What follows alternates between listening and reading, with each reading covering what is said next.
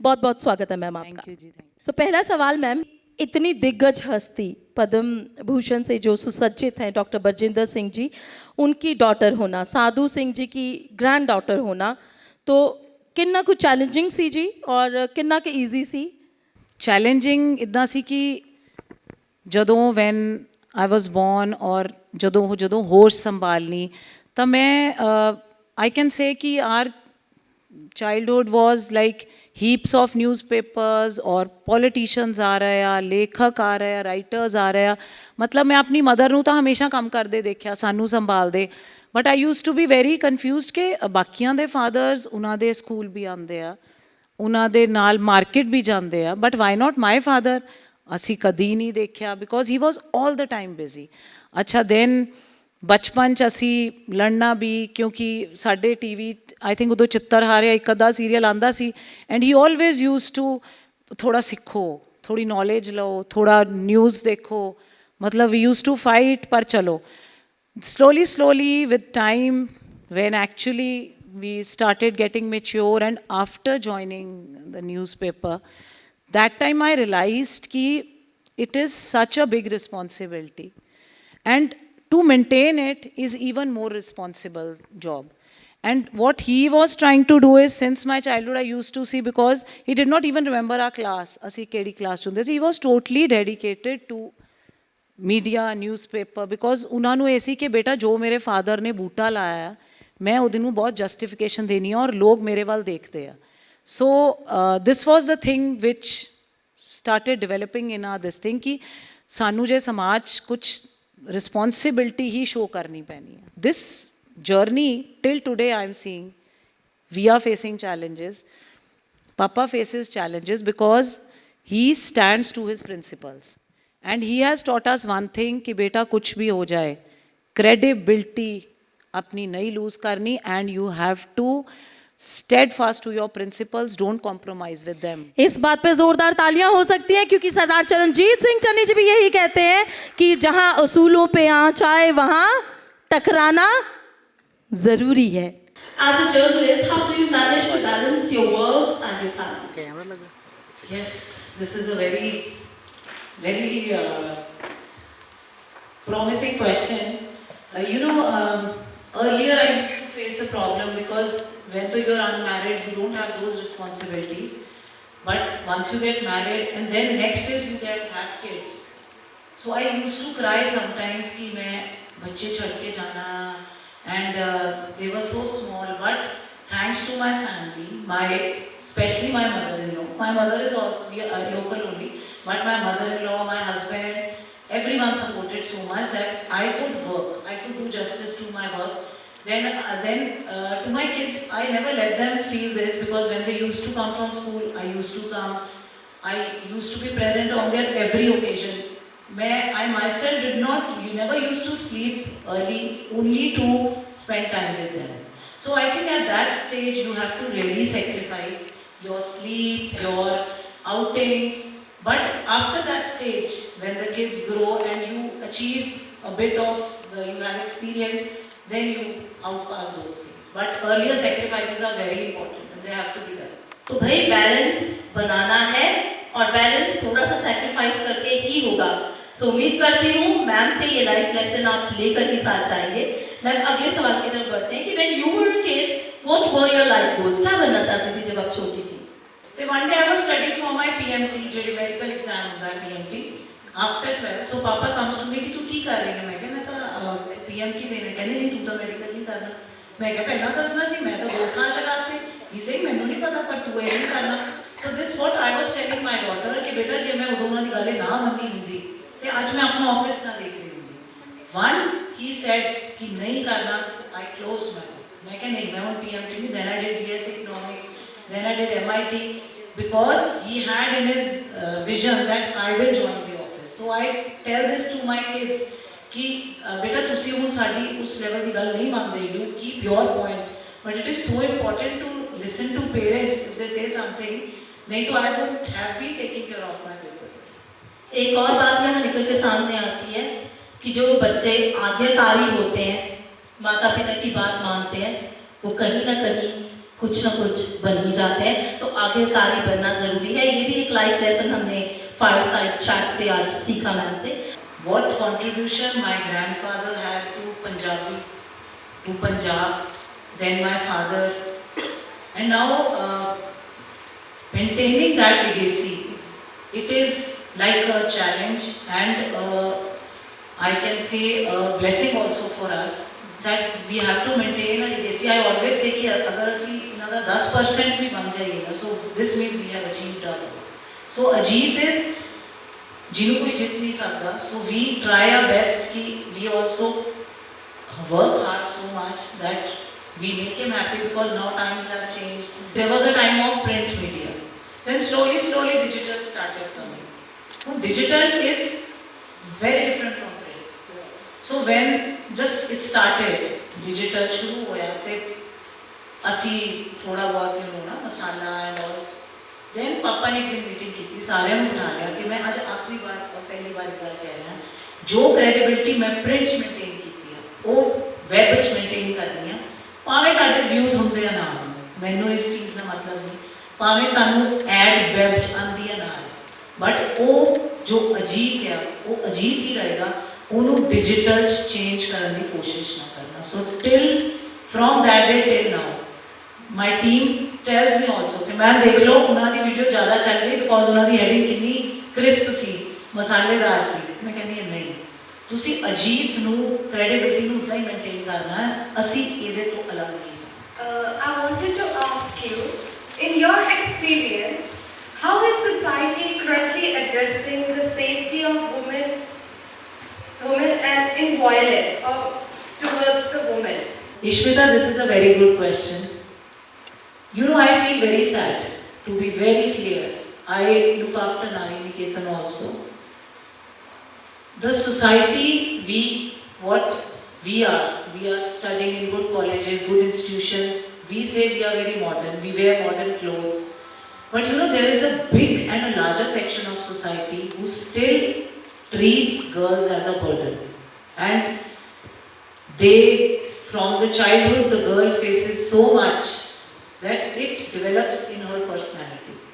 And after marriage also, there are violence cases, and sometimes there is not violence only, but there is a mental harassment for a lady.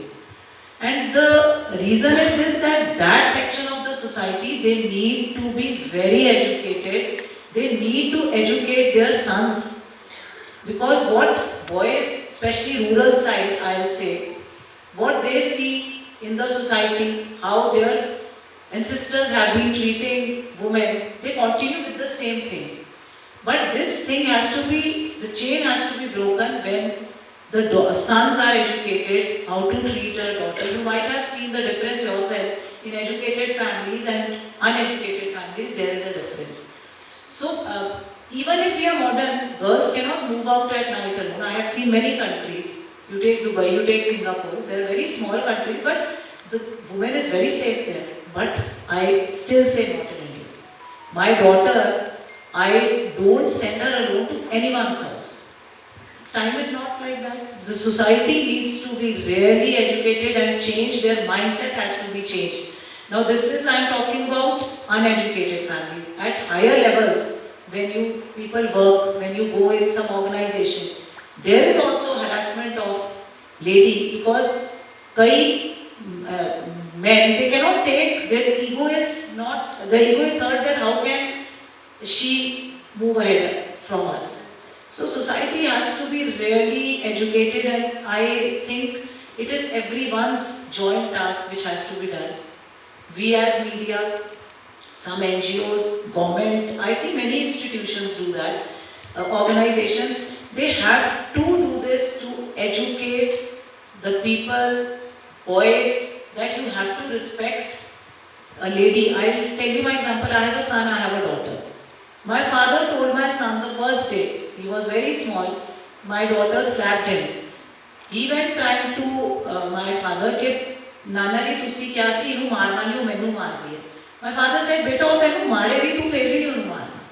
मतलब we have to support a lady so much, and I have seen in Nari Niketan, you can't believe me, it is so hurting to see कि babies तो लैके मतलब people don't even leave babies बच्चियां तो लैके बड़ियां लड़कियां तक इन्ना हरासमेंट होंदी आ and those girls they feel that we have no one उन्हां दी पर्सनैलिटी खराब हो जाती है so and I tell you one more thing even we women you girls you can do this for other ladies मैं अक्सर देखा है कि जिदा कई घरां च लेडी ही लेडी नूं कट करती है these things need to be really it's a non-ending process society lot many things have to be done to keep on educating them and it can start from our homes only neighborhood homes now in Nari Niketan I teach the girls that you have to be so strong so bold because the society is not 100% going to change ਤੇ ਆਪਣੇ ਆਪ ਨੂੰ ਇੰਨਾ ਮਜ਼ਬੂਤ ਬਣਾਓ ਕਿ ਤੁਹਾਨੂੰ ਇਹ ਛੋਟੀਆਂ ਮੋਟੀਆਂ ਚੀਜ਼ਾਂ ਤੁਹਾਨੂੰ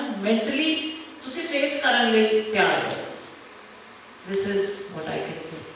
Thank you. मैम और क्या क्या आपने रिफॉर्म्स किए हैं या क्या आगे आपका प्लान है? Main thing is what me and we have a trust. Sare trustees also they work very hard.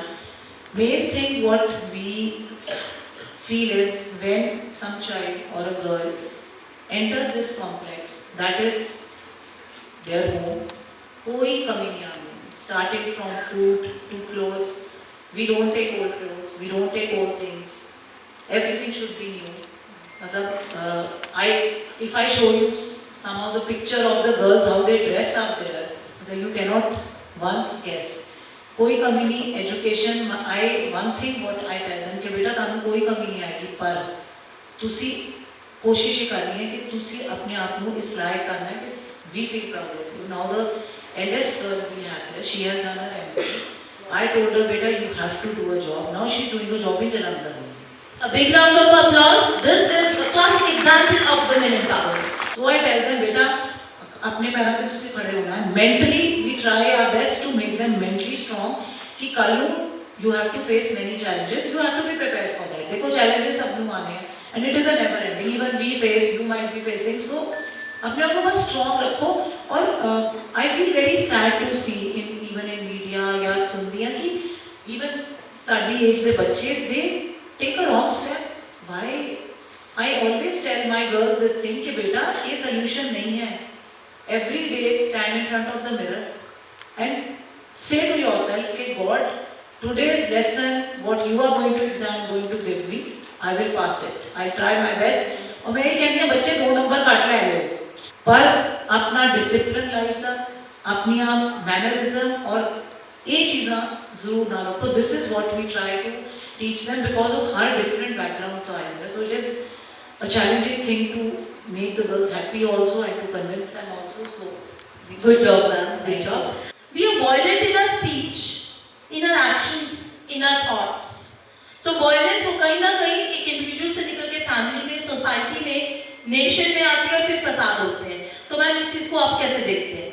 Violence जितने ज़्यादा बड़े लेवल पे उनके होते it's half of it is just attention diverting what I feel but जी violence करा तो और मैं कई बार हैरान होंगी हाँ देख के रोड से ही लड़ पैंदे आ एक दूजे नाल टक्कर हो जाती है वो ये बेसिकली इत्थे एजुकेशन की बहुत नॉट डिग्री पर घरां च ये चीज़ सिखानी है कि हैव पेशेंस डोंट फाइट थोड़ा आप अगला जो बोल रहा है तुसी अपने आप को उस लेवल पे नहीं गिराना सेम एयर कम्स मतलब अपने बच्चों को तो गाइड करते हो कई नारी निकेतन लड़कियां बहुत वाइल्ड ने तो वो साढ़े ही स्कूल च पढ़दियां ने so I got a complaint one day उन्हें जो लड़ाई हुई खूब ओदे इत्थे निशान मतलब बहुत लड़ी Violence and aggression. So when I met her मैं क्या बेटा तू मैंने पूरी गल दस फिर मैं तेन दसूंगी वो कहती कि दीदी every time why I made to hear कि भाई ये होस्टल दी आ ये इत्थे दी कुड़ी है नारी निकेतन दी आ एदा तो कोई घर नहीं कहती जो मैंने गुस्सा आया तो वो 2 लड़कियां सपोर्ट करने लगे अच्छा है तू मारिया तू ये कीता then I had to explain to them कि बेटा ये तो लाइफ तानू तू की सोचदी असीं घरां च रहिंदे आ साडे नाल नहीं हुंदा साडी टीजिंग साडी लैग पुलिंग कॉलेज तो स्कूल हर जगह होंदी है पर बेटा तुसी अपना लेवल नहीं गिरा सकते और अगला जितना बोल रहा है don't drop to that level तानू जे जस्टिस चाहिए you talk to the principal talk to the teacher tell us कि भाई मैंने जस्टिस दिवाओ मैनू तो ये नहीं चाहिए, वो सॉरी बोलूगा तुम, बट अपना लेवल ना गिराओ क्योंकि ये फिर चीज़ नेवर एंडिंग। Wonderful wonderful. मेरा नाम मुस्कान कौर है ते मेरा क्वेश्चन है कि जिवें थोड़ी लाइफ के पास के कुछ ना कुछ तो होया होगा जिवें तुहानू बहुत कुछ सीखने को मिले होगा ते इदां दी कोई जर्नी है कि जितो सानू कुछ सीखने मिले? प्रोफेशन च पर्सनल? दोनों। पर्सनल तो बेटा ज़्यादा तो मैं पहला असी बड़े प्रोटैक्टिड होंगे हैं, स्कूल एक असी पढ़ाई कर रहे हैं, साढ़े को तो मेन एम होंगे नंबर लेने और फ्रेंड्स नाल गलबात जो भी, सानू कुछ नहीं पता होंगे साढ़े पेरेंट्स किनिया स्ट्रगल्स तो निकल रहे हैं, वो सानू इतने तक पहुँचा रहे हैं। वो मैं ज़्यादा मेरी लाइफ चुनों चेंजिस आई तो जो मैं मीडिया ज्वाइन किया, बाकी जो मैं नारी निकेतन नाल जुड़ी, that was a turning point in my life. उन्हें तो मैनू चेंज करके रखता कि मैं हमेशा सोचती किसी गल ते हो जाना तो मैं कहना हाय मैं बहुत दुखी हाँ, मैं उस तो बाद ये सोचने लगी कि दुनिया बहुत दुखी है और असी बहुत ब्लैसड हैं। किसी को कोई फिजिकल प्रॉब्लम आती है तो मैं उन्होंने यही कहनी है कि तुसी ये करो, दवाइयाँ खाओ and you feel I am blessed. बहुत ज़्यादा दुखी दुनिया, मतलब मैं तुहानू दस भी नहीं सकती किदां दे केसेस आते हैं उत्थे। साडे कोल बहुत पंजाब च बहुत होम्स ने ऑर्फनेजेस जिहड़े कि शेल्टर होम्स, इन्हां दे सरकारी और पर्सनल, उन्हां नाल जुड़ के तुहानू असलीयत पता लगती है।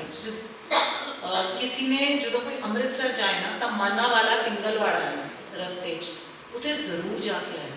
वो बच्चे नॉर्मल बच्चे नहीं हैं, मतलब उत्थे एक लेडीज़ का, एक जेंट्स का और एक बच्चों का, उत्थे मतलब visit to that place actually changed me. मतलब मैं ताड़ी जिदा तुसीं कहना कि तुहानू इफेक्ट होया, मतलब उत्थे मैं देख के हैरान हो गई किद्दां दे दुनिया है, किद्दां दे बच्चे है और मतलब बड़ियां लेडीज़ और जिदा स्टाफ उन्होंने सेवा कर रहा है। मतलब मैं उस दिन तो बाद तुसीं मनोगे जो मैं उस स्टाफ को देखा वो किद्दां उन्होंने चुप चुप के कर रहा, मैं अपने हेल्पर्स को डांटना ही बंद कर। मैं क्या इन्हों ये तो तांदे लोग जो साढ़े लिए काम कर रहे हैं। असीं अक्सर देखा होएगा कि I am sorry I am going bit out of the track, जो असी वेटर्स नूं, अपने क्लीनर्स नूं, ड्राइवर्स नूं असी डांट देंगे हैं, असी उन्होंने औखे हो जाते हैं। मतलब ये देखते कि वो साढ़े लिए काम कर रहे हैं। मैं जो पिंगलवाड़ा देखा सी ना, मैं क्या मतलब असी तो कुछ नहीं कर रहे, we as media as this thing we are not doing any सेवा, जो सेवा ये लोग कर रहे हैं। So that was visit to that place actually changed. You have certain rules, regulations, what you have to follow, but at times you want to move. So obviously it is, as I have felt through this conversation, your father is always your ideal for this. So anytime it has happened in your life when sir has faced such a situation that he had to go or your family has to go against the ethics and still you have to manage. So I wanted to know how that thing came, not the example or anything, in general, and how it is, what changes in the mindset of a person. Ma'am, I don't think there is any such instance when I could see my father go against his ethics. Matlab, when I joined the newspaper, it's been 23 years now, that time, मतलब होता ना जोश होता है और तनु होता है कि why, even till date, what strikes us is कि वो ठीक कह रहे हैं। मतलब मैं आज तक प्रोफेशन, पर्सनल लाइफ उन्होंने एथिक्स नाल कॉम्प्रोमाइज़ नहीं करते देखा। ईवन मतलब मैं बड़ा हसदी हाँ जिदा असी आई ऑलवेज से ले कोई फोन आएगा सो आई टेल माई पीए या मैं कहूँगी मैं कह दो कि मैम ना बाहर गई या मैम ना उस दिन आना है, मैं होना नहीं, मैं तो दिल्ली जा रही हूँ। वो ये भी नहीं कहते, मैं कहती पापा तुसी कह दो कि मैं नहीं, वो कहते मैं अवेलेबल नहीं हूँ। This is the word he tells कि मैं अवेलेबल नहीं है। समटाइम्स बहुत क्लोज उन्होंने कोई काम बोल देने कि साड़ी या सिफारिश कर दो, you know that he many calls he get, many people like my family वाले कह देंगे ने साड़ा काम कर दो, रिलेटिव्स कर दो, उन्होंने की कसूर रखा है, मैं किसी का काम नहीं करना, ना मैं किसी को कहना। सो वन डे मतलब I still remember I told him, मैं क्या पापा वो साढ़े इन्ने क्लोज ने सीगे, कुछ मेरे रिलेटिव भी सीगे, तो तुसी उन्होंने ये कह दो कि मैं कहता, तो उन्होंने की पता लगना तुसी क्या कि नहीं क्या, तुसी कह दो मैं कहता जी हो जूगी, वो आपे देख लोगे बाद कह दो नहीं किया। उन्हें ना बेटा कभी नहीं, फोन उठा के उधर उन्होंने कहा कि मैं नहीं कह सकता, ना मैं कहना, ना मैं कभी कहना। मैं कभी उन्होंने एथिक्स तो मूव करते नहीं देखा, छोटी छोटी गल ईवन ਅਸੀਂ ਬੱਚਿਆਂ ਨੂੰ ਵੀ ਕਈ ਵਾਰ ਥੋੜਾ ਘੁਮਾ ਕੇ ਗੱਲ ਕਰ ਦਾਂਗੇ ਨਾ, ਕਦੀ ਵੀ ਨਹੀਂ, straight on the face and straight in right always. ਅਸੀਂ ਵੀ can still I can say ਅਸੀਂ ਇੱਧਰ ਉੱਧਰ ਘੁੰਮ ਜਾਂਦੇ ਹਾਂ ਬਟ ਨਹੀਂ। So I believe that is our upper generation, it's like that. Yes, we have to learn from them. Thank you so much. That is why he is a legend. A big round of applause for that man. मेरा सवाल है, जैसे आप एक senior executive होके मतलब थोड़ा जब जनता एक बात सोचती है ना कि हमें पॉलिटिक्स से जवाब चाहिए, हमें पॉलिटिकल चीज़ों से जवाब चाहिए, तो हम सबसे पहले मीडिया को देखते हैं कि मीडिया में जवाब ला कर देगी। और आप खुद मतलब पॉलिटिकल कोई भी बात हो रही है तो आप हंस करके उसको मुँह के डाल रहे हो। मैं समझ रहा हूँ कि आप एक पोजीशन पे हो, आप नहीं बोल पा रहे, पर अगर एक मतलब मीडिया पर्सन ही मतलब एक नहीं बोल पा रहा तो फिर एक आम जब एक फ्यूचर जर्नलिस्ट ये सोचेगा, जो हम एग्जाम्पल हम सारे मोस्टली जर्नलिज्म के स्टूडेंट्स हैं, अगर हम खुद ये सोच रहे हैं कि अगर आप इतने लेवल पे होकर ये सवाल मतलब पॉलिटिकल चीज़ों से बच रहे हैं तो हम कैसे पॉलिटिक्स के खिलाफ अगर सवाल पूछ रहे हैं तो हम कैसे नहीं, उसमें एक डिफरेंस है, आई टेल यू, उसमें एक डिफरेंस है। अब हमारी जो टीम जाती है, जैसे आप जर्नलिज्म के स्टूडेंट्स हो, ठीक है, हमारी टीम जाती है, वो हर तरह का क्वेश्चन हर पॉलिटिशियन से पूछते हैं एंड हम छापते भी हैं। अगर आपने कभी पापा के एडिटोरियल्स पढ़े होंगे, Prakash Singh Badal was very close to me, वो आते थे अगले दिन देयर वाज मतलब आर्टिकल सी पापा ने उन्होंने कोई पॉलिसी के खिलाफ लिखा है पार्लीमेंट सैट कि भाजी तुम मैंने दस ही देंगे, मैं कल तो तुहाडे कोल बैठा सी, तुम मैंने दसता देंगे मेरे खिलाफ लिख कर रहे हैं। सो वो इतने फर्क आ जाता है। नाउ साडी टीम पूछती है क्वेश्चनस, इवन साडे जिहड़े रिपोर्टर्स ने वो छापते ने स्टोरीज, आ स्कूल दे विच इदां नहीं होया, लोगों को इत्थे आ स्कीम नहीं मिली, that is actual voice which should go. असी प्रिंट करते हैं, पापा rights, you people are the right to ask everyone. साडे रिपोर्टर्स पूछते हैं, I very senior reporter is sitting, ये जिन्नियां नेगेटिव स्टोरीज ला सकते हैं लगाते हैं, ये जलंधर तो ने असी किसी को नहीं रोकते, सारे लगाते हैं। फर्क उत्थे आ जाता है कि मैं रिप्रेजेंट इस वेले कर रही हूँ अजीत नूं और फादर नूं, ठीक है, मैं तो थोड़ा जा भी मैं बोलने को कुछ भी बोल सकती हूँ, मैंने तो आप पॉलिटिशियन पसंद है, मैंने आ नहीं पसंद, बट बेटा बीइंग स्टूडेंट और बीइंग जर्नलिस्ट वो चीज़ और हो जाती है। मैंने हमेशा अपने फादर और वो इमेज देखनी होती है, लिखन और बोलन ये चीज़ बहुत फर्क आ जाती है। तुसी खुल के करो, मीडिया को खुल के ही लिखना है। असी हर स्टोरी हूँ अज असी गवर्नमेंट की लगाई आ कि उन्होंने किया भी आ असी स्कीम करती, नाल ही असी लगाया कांग्रेस के लीडर्स और अकाली लीडर्स का ਉਹਦੇ अगेंस्ट कि ये गलत कर रहे हैं, ये ठीक नहीं कर रहे। So it has to be balanced. सब कुछ मीडिया लिखता है, सब कुछ उस लेवल पे गल करना और इस लेवल पे फर्क आ जाता है। Thank you so much. समझिए, thank you. As a journalist आप कुछ भी लिख सकते हैं, लेकिन जो मीडिया हाउस रिप्रेजेंट करता है तो आपको वहाँ बैलेंस बना के चलना पड़ता है, अनबायस्ड, वरना लोग ये सोचेंगे कि ये इसका झुकाव इस तरफ है। ऐसा ही कुछ है ना मैम जी? अब मैं मैम एक सवाल लूँगी जो मेरी तरफ से आखिरी सवाल है। वो सवाल ये कि as a senior executive daily Ajit और नारी निकेतन और मीडिया और कितने सारे इंस्टीट्यूशंस के साथ आप जुड़े हुए हैं, आप काम कर रहे हैं, आप वापस 15 साल की गुरजोत को अगर मिले तो क्या एडवाइस देंगी? व्हेन वी आर स्टूडेंट्स मतलब एक्सपेक्ट उन्हें तो उस लेवल की मैच्योरिटी नहीं करनी चाहिए। मैं अपने बच्चों को उस लेवल की मैच्योरिटी एक्सपेक्ट नहीं करती। जो तुसी एक्सपीरियंस लाइफ का सीखते हैं अपने प्रोफेशन और personal, once you get married you have many new members with you, उन्होंने डीलिंग उन प्रोफेशन के डे टू डे तुसी कितना किसी को जवाब देना। मतलब मैं तो किसी को स्टार्टिंग कुछ बोल देती सी तो my father used to call me and scolded me कि बेटा तेन पता नहीं कितना गल करनी। सो ये चीज़ा बंदा एक्सपीरियंस ना सीखता। हूँ जे कोई नवा होने जिदा जर्नलिज्म के स्टूडेंट्स ने जे ये कोई गलती करते हैं तो it is I feel it is very natural. तो जे कोई बहुत पुराना साढ़ा 20 साल पुराना जर्नलिस्ट कोई बहुत बड़ी गलती करे so that is a mistake. But everyone has what I feel they should be given justice in their age in their experience और जिदा जिदा तुसी अगे होंदे जाओ तुसी ग्रू होंदे जाओ। So with experience everyone learns. digital is updated after every minute, every hours, we have to update it, है ना? And every news is available, we have as so many digital portals. Print media का 24 घंटे बाद छपना है, तो कभी कराची जाना है, उधर future की रहेगा, उधर future what are we believing? Because updation का digital media के रोजगार time हो रही है, तो वो news ऐसे फैल जाती है, by the time we get something in hand, तब तक तो story पुरानी हो गई है. This is a very, very big and truth of today's print media. क्योंकि ਜਿਹੜੀ ਸਾਡੇ ਪੇਰੈਂਟਸ ਦੀ ਜਨਰੇਸ਼ਨ ਹੈ, ਈਵਨ ਮਾਈ ਜਨਰੇਸ਼ਨ ਬਹੁਤ ਘੱਟ ਨੇ ਜਿਹੜਾ ਪ੍ਰਿੰਟ ਪੜ੍ਹਦੇ ਨੇ. ਜਿਹੜੀ ਸਾਡੇ ਤੋਂ ਉੱਪਰਲੀ ਜਨਰੇਸ਼ਨ ਹੈ ਉਹ ਪ੍ਰਿੰਟ ਸੀਗੀ. ਹੁਣ ਪ੍ਰੋਬਲਮ ਕੀ ਆਉਂਦੀ ਆ ਕਿ ਪ੍ਰਿੰਟ ਇੰਨਾ ਡਿੱਗ ਰਿਹਾ ਔਰ ਹੌਲੀ ਹੌਲੀ ਹੌਲੀ ਘਟ ਰਿਹਾ. This is the reason we want to side by side develop the digital. ਅਸੀਂ ਹੁਣ ਮਤਲਬ ਬੜੇ ਵਰਡ ਹੁੰਦੇ ਆ. ਹੁਣ ਸਭ ਤੋਂ ਜ਼ਿਆਦਾ ਇਫੈਕਟ ਇੰਗਲਿਸ਼ ਮੀਡੀਆ ਨੂੰ ਪਿਆ ਕਿਉਂਕਿ ਜਿੰਨੇ ਇੰਗਲਿਸ਼ ਸਪੀਕਿੰਗ ਲੋਕ ਨੇ ਜਾਂ ਇੰਗਲਿਸ਼ ਵਾਲੇ ਨੇ ਉਹ ਸਭ ਤੋਂ ਪਹਿਲਾਂ ਡਿਜੀਟਲ ਦੇਖ ਲੈਂਦੇ ਨੇ. ਹੁਣ being a regional paper which is liked by rural people also, ਸਾਨੂੰ ਚੈਲੰਜ ਕੀ ਆ ਰਿਹਾ, ਹੌਕਰਸ ਆਰ ਨਾਟ देयर ਨਾउ. ਹੁਣ ਪ੍ਰੋਬਲਮ ਕੀ ਆ, ਪਿੰਡਾਂ ਦੇ ਪਿੰਡ ਸਾਡਾ ਅਖਬਾਰ ਪਹੁੰਚਦਾ ਸੀ, ਭਾਵੇਂ 11 ਪਾਉਂਦਾ ਸੀ ਭਾਵੇਂ 12, ਬਟ ਹੁਣ ਉਹ ਕਹਿੰਦੇ ਜੀ ਇਕੱਲੇ ਅਜੀਤ ਲਈ ਜਾਂ ਇੱਕ ਅੱਧੇ ਹੋਰ ਅਖਬਾਰ ਲਈ ਹੌਕਰ ਕਹਿ ਰਿਹਾ ਮੈਂ ਤਾਂ ਨਹੀਂ ਜਾਣਾ, ਉਹ ਬਾਹਰ ਜਾ ਰਹੇ ਨੇ, ਕੋਈ ਕੈਨੇਡਾ ਤੁਰ ਪਿਆ, ਕੋਈ ਕਿਤੇ ਤੁਰ ਪਿਆ, ਕਿਉਂਕਿ ਪ੍ਰਿੰਟ ਘੱਟ ਇੰਨਾ ਗਿਆ. ਜਿੱਥੇ ਪਹਿਲਾਂ ਟੈਕਸੀ ਮਤਲਬ ਖੱਚਾ ਖੱਚ ਇੱਦਾਂ ਭਰੀਆਂ ਹੁੰਦੀਆਂ ਸੀ ਕਿ ਸਾਨੂੰ 2-2 ਟੈਕਸੀ ਰੂਟ ਲਈ ਕਰਨੀਆਂ ਪੈਂਦੀਆਂ ਸੀ. It is a very sad thing.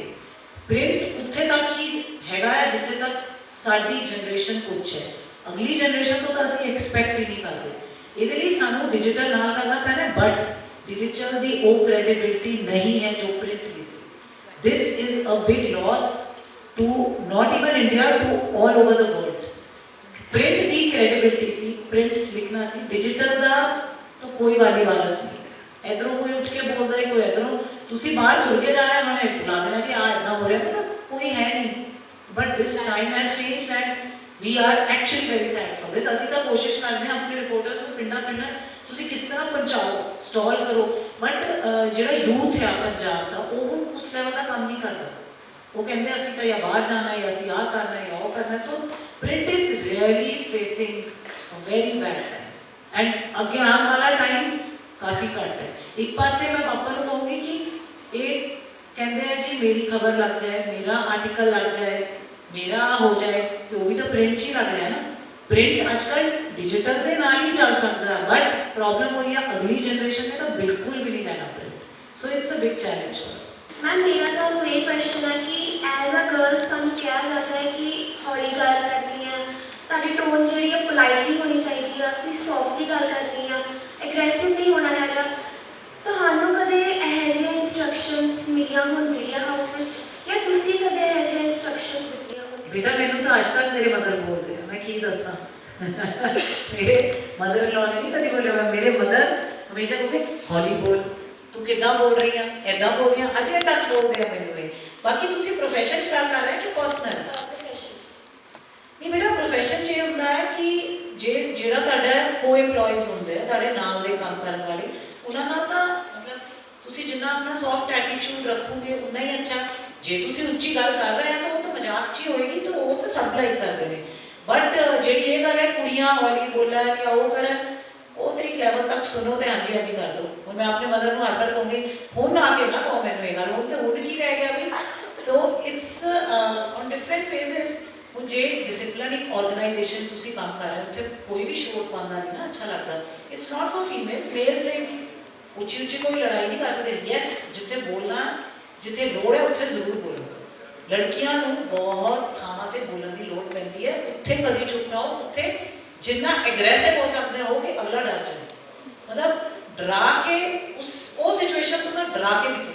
उत्थे पोलाइट है, पोलाइट जिथे तुहाडा गलत हो रहा या यू फील किसी होर ना गलत हो रहा, come in aggression, there is no problem. I तो सपोर्ट दिस. मैम मेरा नाम जशनप्रीत है ते मैं BA JMC का स्टूडेंट है. ਤੇ ਮੇਰਾ ਸਵਾਲ ਸੀ, ਤੁਸੀਂ ਕਿਹਾ ਕਿ ਅੱਜ ਦੇ ਜ਼ਮਾਨੇ 'ਚ ਜਰਨਲਿਜ਼ਮ ਸੇਫ ਨਹੀਂ ਤੇ ਜਰਨਲਿਸਟ ਸੇਫ ਨਹੀਂ, ਤੇ ਤੁਸੀਂ ਆਪਣੇ ਅਜੀਤ ਦੇ ਪੱਤਰਕਾਰਾਂ ਦੀ ਸੁਰੱਖਿਆ ਲਈ ਕੀ ਸਟੈਪ ਚੱਕੇ ਆ ਜਾਂ ਕੀ ਸਟੈਪ ਚੱਕਣਾ ਚਾਹੋਗੇ? ਬੇਟਾ ਆਈ ਥਿੰਕ ਮੈਂ ਨਹੀਂ ਕਿਹਾ ਹੈ ਕਿ ਜਰਨਲਿਸਟ ਸੇਫ ਨਹੀਂ ਹੈ ਅੱਜ ਦੀ ਡੇਟ 'ਚ. ਉਹ ਕਹਿੰਦਾ ਤੁਸੀਂ ਕਿਹਾ ਜੀ ਅੱਜ ਕੱਲ੍ਹ ਮਾਰ ਦਿੱਤੇ ਜਾਂਦੇ ਆ ਜਾਂ ਨਹੀਂ, ਉਹਨਾਂ ਨੇ ਕਿਹਾ, ਮੈਂ ਨਹੀਂ ਕਿਹਾ. ਤੁਸੀਂ ਵੀ ਮੈਨੂੰ ਜਵਾਬ ਦਿੱਤਾ ਕਿ ਹਾਂ ਇਹ ਚੀਜ਼ਾਂ ਚੱਲਦੀਆਂ. ਮੈਂ ਦੱਸਦੀ ਹਾਂ ਤੁਹਾਨੂੰ. ਦੇਖੋ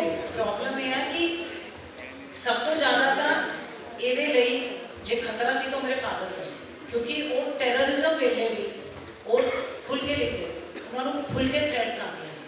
जिहड़ा बंदे नूं बेटा जुनून हो जाए ना, उन्होंने डर नहीं लगता। हुण नहीं ਇਹਦਾ ਮਤਲਬ ਹੈ, ਇਹਦਾ ਮਤਲਬ ਕਿ ਅੱਜ ਦੀ ਅਖਬਾਰ ਖੁੱਲ ਕੇ ਲਿਖਦੀ नहीं ਅਸੀਂ ਤਾਂ ਲਿਖਦੇ ਆ बेटा। ਫਿਰ ਉसी ਉਹੀ ਮੈਂ मैं दस दिया ਤੁਹਾਨੂੰ ਹੁਣ आज जर्नलिस्ट मेरे बैठे ने, साढ़े कई जर्नलिस्ट ने जिन्होंने मैं कहूँगी भी तुस डरपोक है, तुसी आ क्राइम की खबर खुल के नहीं लिख रहे। वो जिन्हें जिदा डील करना वो करता, कई बड़े बोल्ड ने, कई खुल के स्टोरी पाते हैं। सो बेटा ये किसी को कोई प्रोटेक्शन नहीं इदा दे सकते। उन्होंने जो कोई धमकी सपोज आए, वैसे तो टचवुड कभी ना आई नहीं, जे आए या साढ़े किसी मीडिया के बंदे को कितने हरास किया जाता, so we stand for that person. अपने बंदे लिए जिथे उन्होंने गलत होया, ये साड़ी रिस्पॉन्सिबिलिटी आ। उन्होंने जी एक सैटिस्फैक्शन है कि हाँ भाजी मेरे भाजी इज माई फादर, वो मेरे पिछे खड़े हैं, ये इन्नी बड़ी उन्होंने सैटिस्फैक्शन है कि वो डरते ही नहीं। जिथे उन्होंने गलत होंदा पापा ऊपर तक सबनों भड़का देंगे ने कि ये अजीब के बंदे ना कितना होना। ये जी प्रोटेक्शन है ना मेंटल और वो नाल खड़े होना, ये हर मीडिया हाउस को अपने रिपोर्टर्स अपने एम्पलॉयज़ को देनी चाहिए, जो कि 100% असी देंगे हैं। और वो पापा ने ना दे उन्होंने बोलनेस से ही उड़े फिरते हैं कि असी अजीते हैं या असी यस गलत नहीं किसी को करन देंगे, पर ये प्रोटेक्शन असी उन्होंने देंगे हैं कि तुसी जेड़ी स्टोरी करनी है करो, असी तुहाडे नाल खड़े हैं and yes we protect. So ma'am जाते जाते तुसी सीजी ग्रुप ऑफ इंस्टीट्यूशंस के सरदारनी मनजीत कौर ऑडिटोरियम के विच बैठे एक एक शख्स को की मैसेज देना चाहोगे? सब तो पहला तो मैं शुक्रिया करूँगी चन्नी फैमिली का, आंटी का, मनबीर का, तनिका, जो मैनू हमेशा इन्ना ऑनर करते हैं, ये मैनू इन्ना एप्रीशिएट करते हैं और इस लायक समझते हैं कि मैं आके गल करा। जो मनबीर ने मैंने भेजा ना फायर साइड, मैं तो डर गई, मैं क्या पता नहीं कुछ ना बोलिया फायर होनी की होना, मैं थोड़ी डर गई सेम नहीं कोई ऐसी गल नहीं।